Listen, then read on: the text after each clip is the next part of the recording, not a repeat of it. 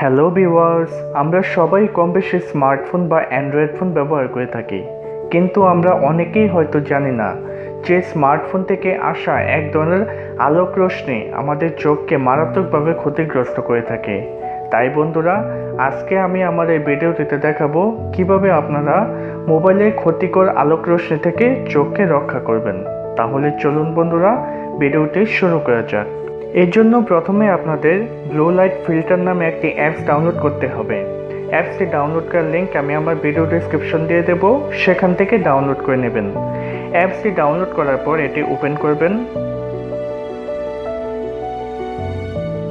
অ্যাপসটি ওপেন করার পর আপনি ঠিক এরকম একটি ইন্টারফেস দেখতে পাবেন। আপনি জাস্ট এই অন বাটনটিতে ক্লিক করবেন। দেখুন, অ্যাপসটি অন হয়ে গেছে।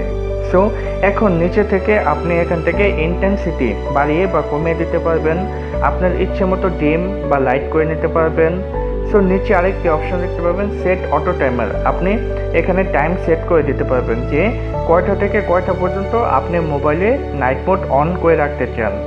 দেন এখানে আপনি নোটিফিকেশন বার অফ বা অন করে দিতে পারবেন।